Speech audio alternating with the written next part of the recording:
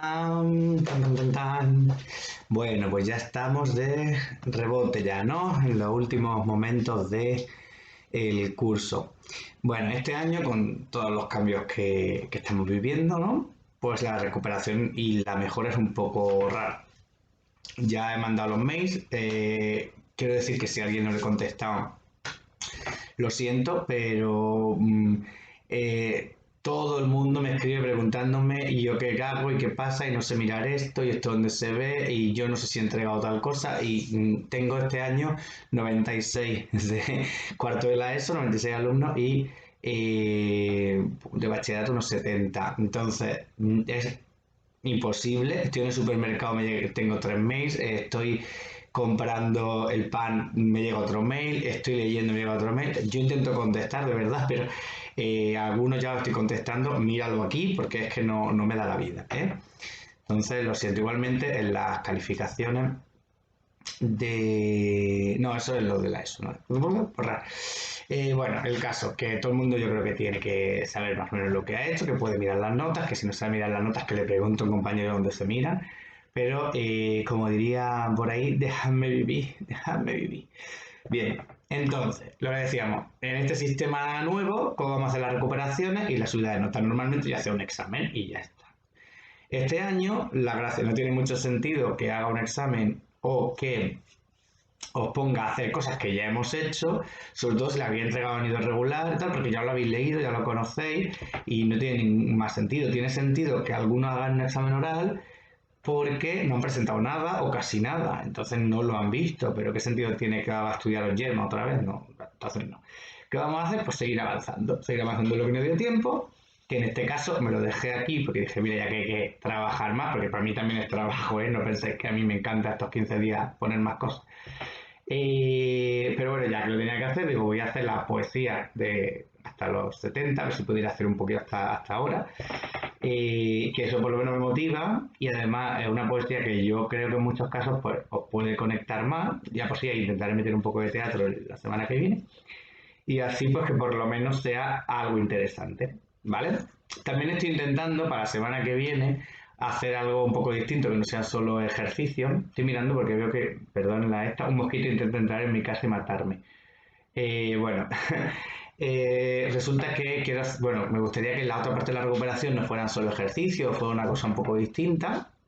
Incluso diría, he ido a una exposición sobre surrealismo, que este año hemos visto surrealismo, que sería muy guay si alguien pudiera ir y hacer una especie de reportaje de la exposición en lugar de unas actividades, pero me lo plantearé como algo voluntario o para cambiar por otra cosa, porque obviamente pues no puedo obligaros a moveros con todo este sistema y tal. Se puede ir de manera segura, está abierto y tal, pero bueno, yo no voy a obligar a nadie, entonces eso.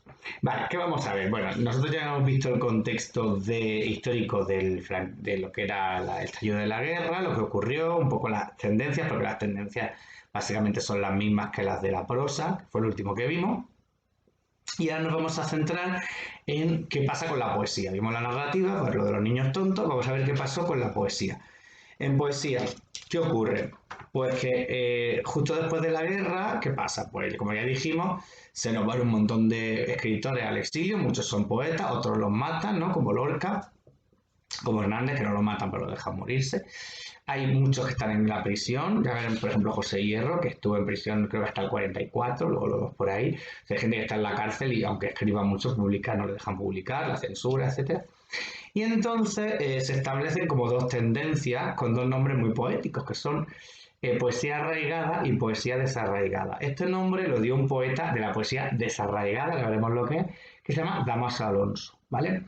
Es una manera poética, también yo creo a veces metafórica, para no decir nada que tenga un problema con el poder, de decir poesía arraigada, pues poesía o franquista o profranquista, o que intentan no molestar al franquismo, o que se siente cómoda con el franquismo, o de los poetas que defendieron el franquismo, aunque escribieron otra cosa totalmente diferente. Son poetas arraigados al país, ¿vale? Y poesía desarraigada, la poesía de aquellos que aunque sea con la censura, con la metáfora, a través de metáforas, a través de alusiones o tal, intentan, ya no digo criticar porque sería muy difícil, pero sí abordar una crítica a la realidad que se está viviendo, de manera que sin que les hagan nada, se vaya mostrando que tienen divergencias con el régimen, ¿vale? Claro, adivinad, la poesía, ¿cuál crees que va a ser mejor en calidad? La desarraigada, ya os lo digo yo, ¿vale? Contando con que muchos poetas se han ido, que eran los mejores seguramente, o los que más premios tenían, etcétera.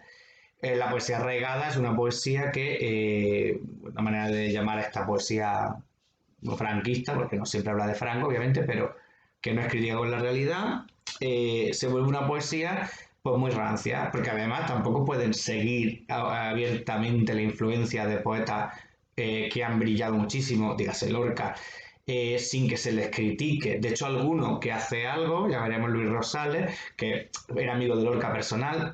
Lorca, cuando lo sacaron de la casa de Luis Rosales, de su familia, la familia Rosales, el granadino, a Lorca lo apresan en la casa de la familia Rosales, se había ocultado allí pensando que como su amigo de una familia de derecha no le harían nada. Y Luis Rosales siempre criticó esto y siempre dijo que si hubiera estado en su mano no hubiera ocurrido, pero que no lo pudo evitar. Pero tampoco se puso contra el régimen, siguió viviendo muy cómodamente en el régimen, ¿no? Entonces, bueno, el caso es que es una poesía que, además de esta ideología, que podemos discutir mucho si la ideología puede, ya que la literatura en muchos casos, en gran parte es forma, debe pesar tanto la parte ideológica, eso se puede discutir, pero ¿qué ocurre? Que tampoco pueden seguir la estética vanguardista, no pueden seguir o no quieren seguir las innovaciones que se han conseguido. Recordad que hemos estado viendo poemas súper modernos, de Salinas, de Lorca, de Guillén, ¿vale?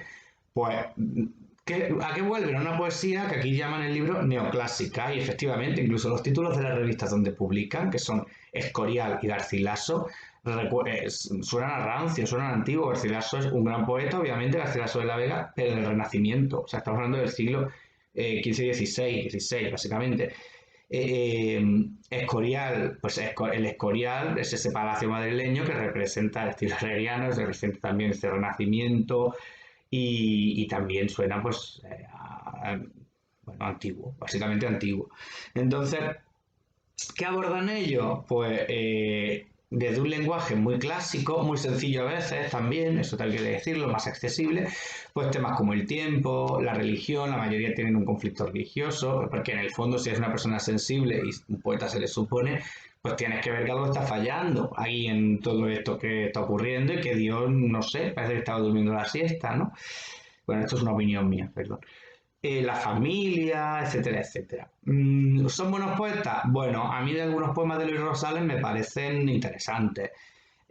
Otros, la verdad, por ejemplo, tenemos a Dionisio Ridrejo, no, a mí particularmente, pero no por ideología, no me parece una poesía especialmente lograda, pero tuvo muchísimo éxito en su momento. Tenemos a García Nieto, que es uno de los fundadores de Garcilaso, que ha tenido montones de premios, obviamente del franquismo y tal, pero que a mí particularmente no me llama nada la atención. Luego tenemos a Leopoldo Panero, no confundir con Leopoldo María Panero, que es un poeta que veremos en el siguiente vídeo que haga, que este sí que es muy interesante, bueno, que tampoco tiene...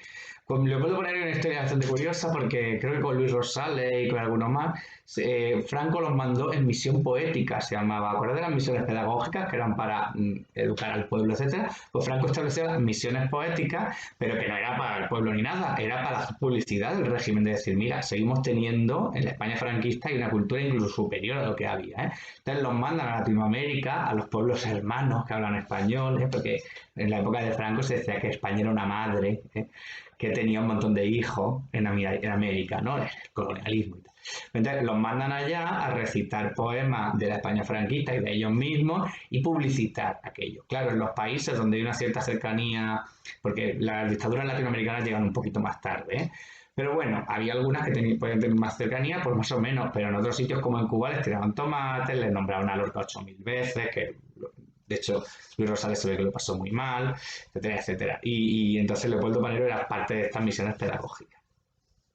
Y luego tenemos a Luis Felipe Vivanco, que también hay algunos poemas suyos que yo he leído que no me han parecido malos, dentro de que pues es una estética un poquito más antigua. Lo que voy a hacer, leeré algo porque soy incapaz de no leer algo durante un vídeo de poesía, pero de estos dos poetas lo que voy a poneros es más bien, en todo este rato que estoy yo hablando, porque eso lo pongo luego, claro, unos poemas de ejemplo para que tengáis una idea de esta estética más neoclásica, más eh, como equilibrada, sencilla, etc.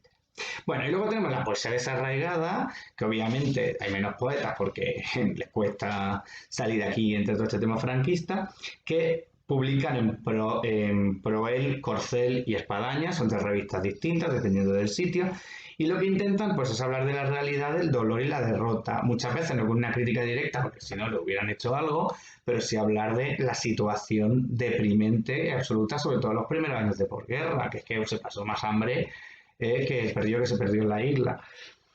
Entonces, es una poesía muy existencialista, porque claro, es una poesía de gente que ha visto cómo el bando que moralmente defienden y militarmente defienden ha perdido y ha ganado el fascismo, ¿no?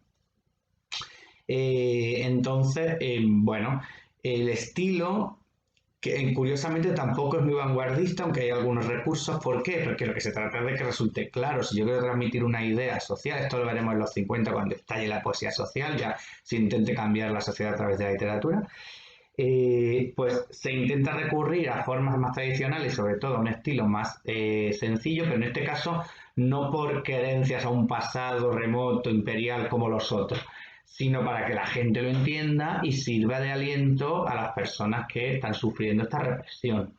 Y aquí es donde tenemos a Dámaso Alonso con un libro maravilloso del 44, a mí me encanta, se llama Hijos de la Ira. La característica principal es un verso muy largo. Luego Vicente Alessandre, que ya lo habíamos visto, pero sigue publicando aquí. Él vivió lo que se llamó el exilio interior, tener que quedarse y que lo rechazaran en todas partes. Y un poeta que a mí me gusta mucho, que es Blas de Otero. Tiene dos obras fundamentales aquí, que son Ángel fieramente humano, del 50, y Redoble de conciencia, del 51, que publicó juntos en una obra más grande que se llama Ansia. ¿Vale? Dentro de todo esto también había otros poetas que mantienen o hacen una poesía distinta que no tiene tanto que ver con la realidad, ni tanto para apoyarla o ocultarla ni denunciarla, sino que está en otras estéticas, ¿no? Que no vamos a ver apenas nada, pero que lo sepáis. Tenemos el grupo Cántico, que es que persiguen una poesía, yo le llamo neobarroca en cierta manera, porque es muy estética, muy de muchos giros en los versos, etcétera. Neobarroco, del siglo de oro les interesa mucho. Es muy típico, esto es opinión mía, pero esto pasa en Córdoba, pasa de tanto en tanto, ¿no? Son cordobeses la mayoría. Resurge el cordobesismo este barroco que es denso, denso. Pero bueno, hay algunos poetas como Pablo García Baena que son bastante conocidos, Bernier también. A mí particularmente es una poesía que no me interesa mucho y como os dije una vez no me interesa mucho, no, la conozco menos. Interesa a todos, pero como os dije una vez cuando hacemos prosa, como yo no la conozco tanto, no voy a darme el lujo de hablarlo y tampoco el libro hace mucho hincapié, así que lo vamos a dejar ahí, pero que sepáis que existe. Y luego está el postismo, que se acaba en ismo, ya no suena a vanguardia, post después de los ismos, ¿vale? A través de dos revistas, La Cerbatana y Postismo, que lo que intenta es recuperar y superar en ciertas cosas las vanguardias. Les gusta este estilo de juego, esta característica del juego en las vanguardias, de la ruptura de la lógica. Hicieron un manifiesto, ¿vale? El primer manifiesto del postismo, y se reivindica la imaginación. La imaginación como, en el fondo es una forma de escape también, ¿eh? Pero bueno, esto es otro del 45. Aquí tenemos varios autores, pero la más interesante que veremos después es Gloria Fuerte, que se la mete a veces aquí porque publicó en La Cerbatana. Sobre todo es muy postista o muy de imaginación los poemas que hizo para niños, por los que ella consiguió una gran fama, ¿de acuerdo? No sé si a vosotros os tocó, pero a mí me tocó aprender cosas como a mi burro le duele la garganta, pues era de Gloria Fuerte. Gloria Fuerte, en ese sentido, dentro de que no era una poesía franquista, luego, en los 40 o 50, consigue despegar. ¿Vale? Bueno, aquí en la misma página, estamos en la 273, no lo he dicho, tenéis ya la biografía de Dámaso Alonso. Dámaso Alonso es un crítico literario además excepcional, trabajó muchísimo a la literatura del siglo XX, bueno, es maravilloso. Pero antes de pasar a eso, no sé por qué lo han puesto ahí, porque luego lo tenéis, perdón, lo han puesto aquí, perdón, y tenemos abajo, a la izquierda, la 272, uno de los poetas, unos poemas más famosos de Dámaso Alonso, del que tendréis que hacer un ejercicio 2, que a mí me gusta mucho, además se ve muy bien cómo se mantienen algunas cositas de la vanguardia y al mismo tiempo se intenta ser claro. Os leo un trocito, ¿vale? Se llama Insomnio y está en el libro, ¿eh? Madrid es una ciudad de más de 1 millón de cadáveres, según las últimas estadísticas. A veces en la noche yo me revuelvo y me incorporo en este nicho en el que hace 45 años que me pudro. Y paso largas horas oyendo gemir al huracán o ladrar los perros o fluir blandamente la luz de la luna. Y paso largas horas gimiendo como el huracán, ladrando como un perro enfurecido, fluyendo como la leche de la ubre caliente de una gran vaca amarilla.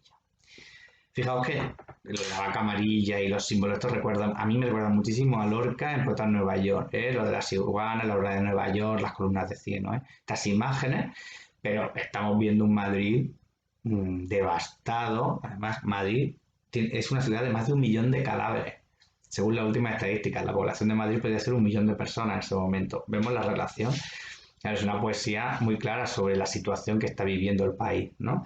Continúa y se interrogará a Dios sobre cómo permite estas cosas. Es un tema que siempre ocurre cuando hay crisis. Dios, ¿por qué dejas hacer esto? Ya lo veréis, ¿eh? El poema tiene un verso larguísimo, larguísimo, ¿eh? O sea, es casi prosa poética, de hecho. Bueno, para mí es prosa poética, aunque esté en verso. Y es muy interesante. En la página siguiente eh, tenéis otro poema de Damaso Alonso, Hijos de la Ira, también hay unos ejercicios muy interesantes que también habla de Dios y, oh Dios, no me atormentes más, dime qué significan estos monstruos que me rodean, ¿no? Bueno, la poesía desarraigada. Abajo tenéis a Blas de Otero. Blas de Otero es un poeta que ha tenido una trayectoria larguísima, a mí me encanta, y de este hay un poema interesantísimo que está al final del tema, como para hacer un comentario, se ha puesto un ejercicio, eh, que es de la obra Pido la paz y la palabra, ¿vale? Pido la paz y la palabra. Y os voy a leer, si puedo, sin cerrar esto, lo pondré aquí, ¿eh? Pero quería, el poema lo he buscado incluso porque me gusta muchísimo. Pido la paz y la palabra, bueno, la obra se llama así, bueno, sí, pero este poema se llama, además, Pido la paz y la palabra. Tiene otro que se llama La inmensa mayoría, que es el que tenéis en el libro al final, que este poema, de hecho, conocéis la contraparte, ¿no? A la inmensa minoría que decía Juan Ramón Jiménez, o sea, es justo lo contrario del novecentismo, de ahí una élite intelectual, ahora va a ser para todo el mundo, ¿eh? Pero bueno, tenéis a la inmensa, ya lo veremos en la poesía social, pero de Pido la paz y la palabra, quería yo leeros un trocito, que dice, escribo en defensa del reino, del hombre y su justicia. Pido la paz y la palabra. He dicho, silencio, sombra, vacío, etcétera. Digo, del hombre y su justicia, océano Pacífico, lo que me dejan. Pido la paz y la palabra.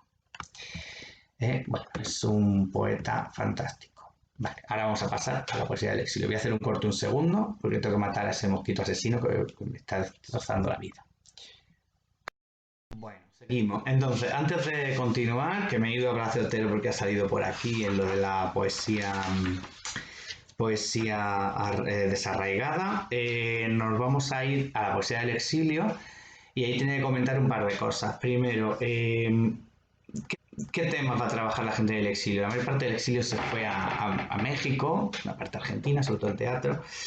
Y lo que se trabaja mucho en el exilio es el sentimiento de nostalgia y la lejanía. También hay una poesía de combate, una literatura de combate contra el franquismo, pero eso poco empezó a decaer porque no había forma de mantenerlo, porque la comunidad internacional poco a poco fue apoyando vergonzosamente, en mi opinión, a Franco. Bueno, ¿qué poetas interesantes tenemos aquí? Vimos ya a Cernuda, que vivió en el exilio, no lo vamos a ver más. Guillén, Salinas, pero poetas que no hayamos trabajado y que me interesan, pues tenemos a Emilio Prado. Emilio Prado, cuya esposa, un segundo que me acuerdo del nombre, voy a buscar porque es también poeta y quería decirlo y se me ha ido ahora mismo. Pues le he liado, nada. Emilio Prado es olvidado de su mujer. Estaba confundiéndome con Domenchina, que se casó con Ernestina de Champurcín, una gran poeta, ¿vale? Pero bueno, estábamos con Emilio Prado, ¿vale? que apoyó literariamente muchísimo al bando republicano en México. Es una figura fundamental del exilio, de la poesía allí, de las instituciones que se formaron, el Ateneo, etcétera.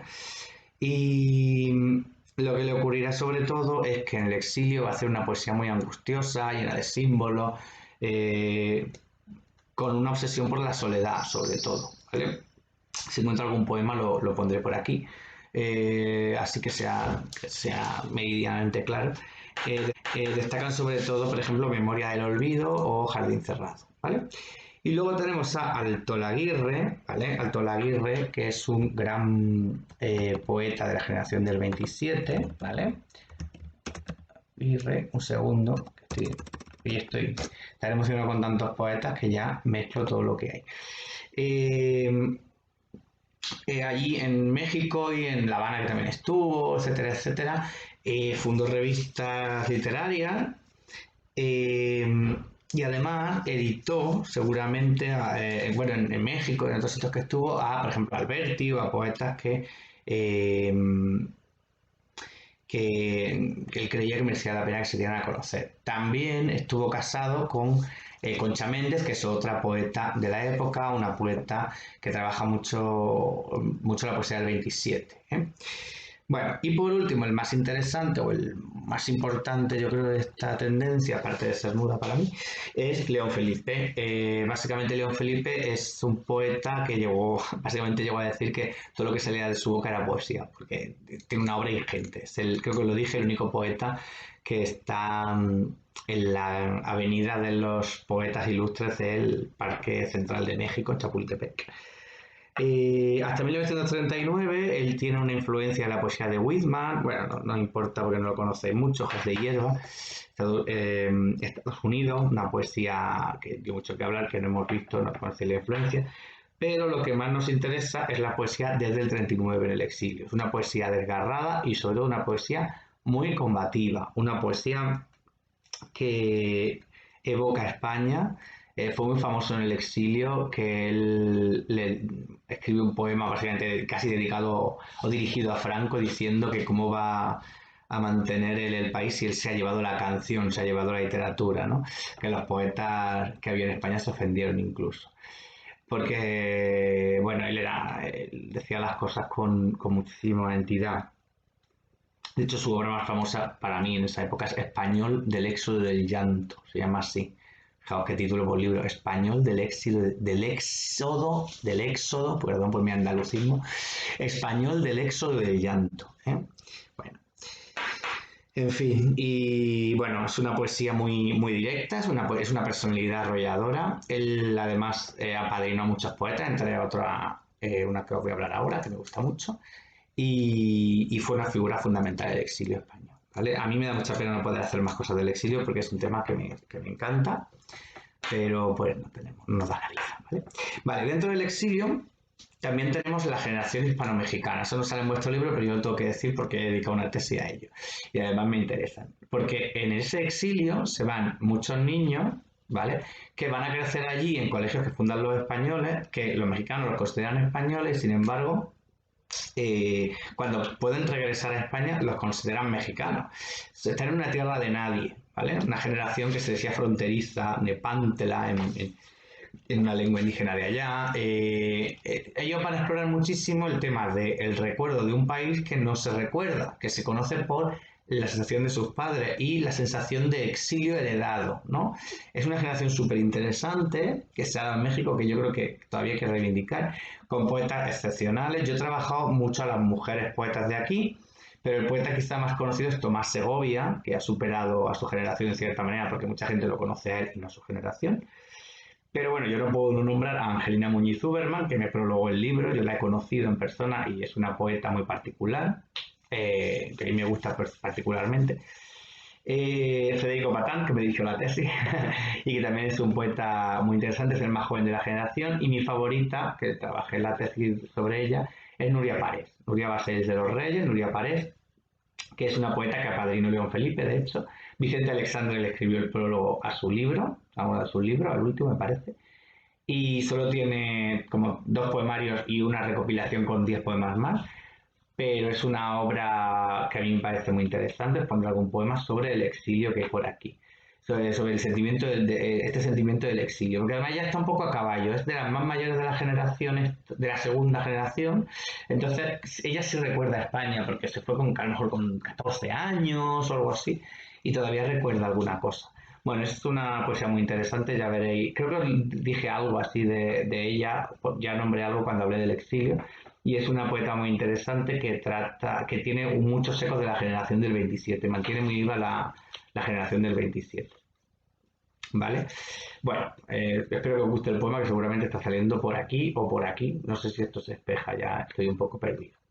Vale, y ya para acabar, llegamos a los 50, ¿vale? Seguimos con estas dos tendencias arraigadas y desarraigadas, pero en los 50, eh, bueno, ya el régimen se va abriendo un poco, no porque quiera, sino supongo por el mismo progreso, también porque la gente se hace más reivindicativa, porque ningún fascismo dura para siempre, ¿no? Y la literatura se va centrando, muchos de los poetas se van centrando en comprometerse, es decir, en ir luchando por recuperar la libertad. Básicamente, estoy siendo muy exagerado, pero decirlo con estas palabras, pero sí es una denuncia de la situación que hay en el momento y se considera que la poesía debe ser una herramienta, la literatura en general, pero la poesía en particular en este caso, para conseguir la liberación. ¿Vale? Para ello, de nuevo, volvemos a lo mismo, se intenta una poesía sencilla, una poesía que se comprenda, porque tiene que llegar a todo el mundo. En este sentido, uno de los grandes poetas es Gabriel Celaya, a mí me encanta, yo lo he leído mucho, y tiene un poema que se convirtió como en una especie de eslogan del movimiento de la poesía social de los 50, que es La poesía es un arma cargada de futuro. Es un poema que se llama así, también lo voy a poner por aquí. Creo que lo tengo aquí seleccionado, un momentito, porque era un poema que estaba muy bien. Aquí, ¿no? Pero fijaos lo que dice él de la poesía, ¿vale? Porque vivimos, lo que dice de la sociedad, ¿no? Porque vivimos a golpes, porque apenas si nos dejan decir que somos quienes somos, quienes somos. Nuestros cantares no pueden ser sin pecado un adorno. Estamos tocando fondo. ¿Eh? Poesía para el pobre, poesía necesaria como el pan de cada día, como el aire que exigimos 13 veces por minuto para ser y en tanto somos, dar un sí que glorifica. ¿Eh? Fijaos que la poesía es necesaria, la poesía es... Eh, tal es mi poesía, poesía herramienta, a la vez que latido de lo unánime y ciego. Tal es, arma cargada de futuro expansivo con que te apunto al pecho. Fijaos que es una reivindicación total. Bueno, pues este poema es muy, muy conocido de este movimiento.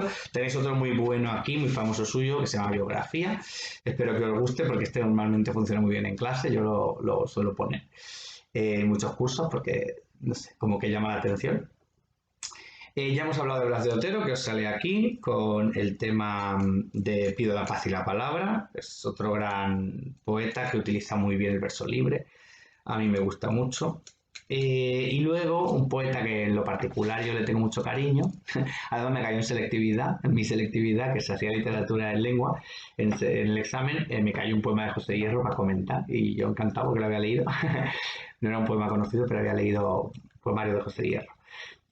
José Hierro siempre se le encuadra, es un poco, los dos que voy a decir ahora son, ya acabo, son un poco los que salen fuera de esto, porque se le encuadra en la poesía social porque publicó en las revistas típicas de la poesía social, pero no termina de ser tan reivindicativo a lo mejor como los otros, sino que es una poesía más íntima a veces. Tiene dos tendencias, también hay que decirlo. Una que se llaman reportajes, son poemas narrativos muy breves que comentan lo que se está viendo, aquí es donde estaría más la denuncia, y luego las alucinaciones, son composiciones más íntimas, imágenes irracionales, un poco surrealistas a veces.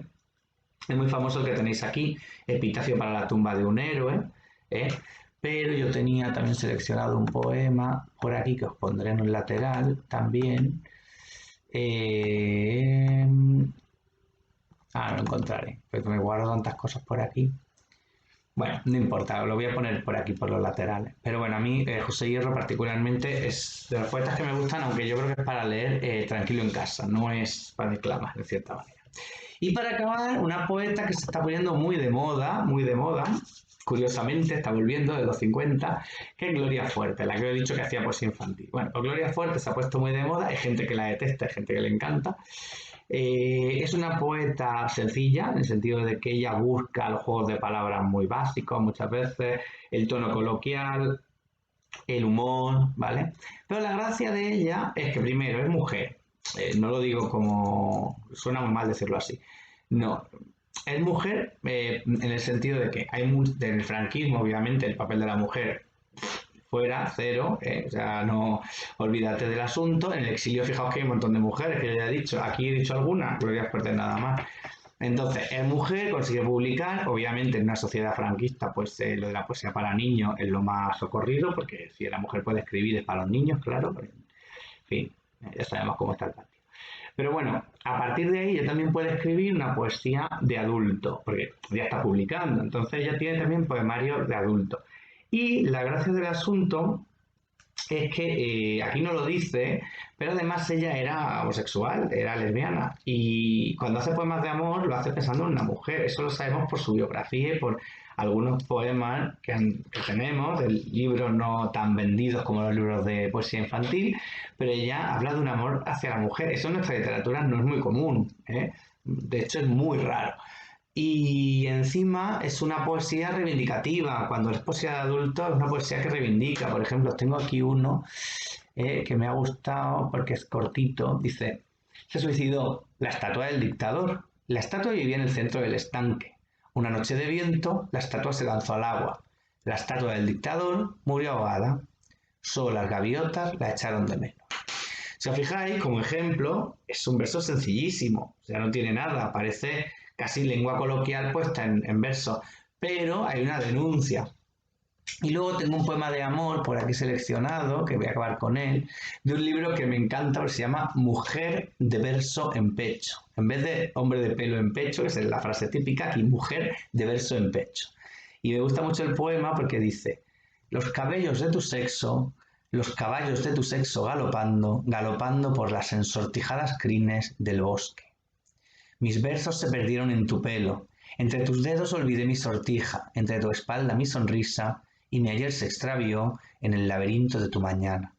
Como un tigre pájaro, mañana de mañana saldré del lecho y marcaré tu número para decirte gracias, ven pronto y todo eso. Bueno, a mí me gusta mucho, ¿por qué? Porque es una poesía que significa, fijaos que a través de lo de el cabello ensortijado del sexo, es muy erótico, ¿eh? Que esto con la poesía arraigada franquista no hay nada, ¿eh? Mirad esta mujer. Con esto de los cabellos del sexo y el sortijado, ese juego de los ricitos del pelo púbico femenino, ¿eh? Y luego esa imagen que es surrealista, recuerdo que ella es del postismo, intenta reivindicar cierta vanguardia, como un tigre pájaro, ¿eh? Mañana saltaré del lecho. Bueno, es una imagen no muy compleja, pero sí que por lo menos es innovadora respecto a estas cosas que estamos teniendo siempre íntimas. Es un atisbo de vanguardia, ¿eh? Y luego la coloquialidad y la contemporaneidad, ¿no? Marcaré tu número para decirte gracias, ¿eh? Bueno, creo que es una apuesta que merece mucho la pena, se está reivindicando. Yo tengo por aquí, por ejemplo, una antología que salió hace nada, para el aniversario del 2017, ¿eh? Salió y se llama Geografía Humana y otros poemas. Una poesía súper sencilla, accesible, que os recomiendo si queréis leer. Y nada, con esto acabamos el panorama. Me deja montones de poetas, o sea, Victoriano Kremer, Leopoldo de Luis, Vicente Gaos, Busoño, bueno, me he dejado un montón de gente, ¿vale? Pero bueno, he intentado seguir vuestro libro para que podáis hacer el ejercicio y que tengáis una panorámica de esta poesía que a mí particularmente me gusta mucho, la poesía del siglo XX, ya lo sabéis.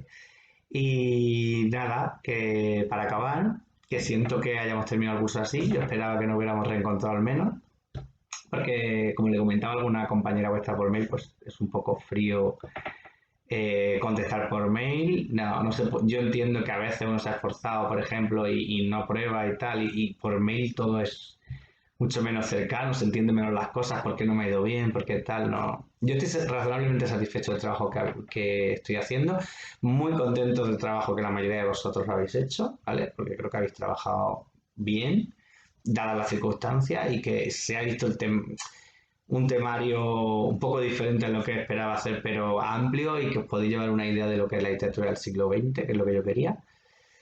Pero pues nada, os agradezco el esfuerzo porque sé que no es fácil, ¿vale? Y menos ahora tener que recuperar de esta forma y tal, los nervios, pero tranquilos porque el año que viene irá mejor.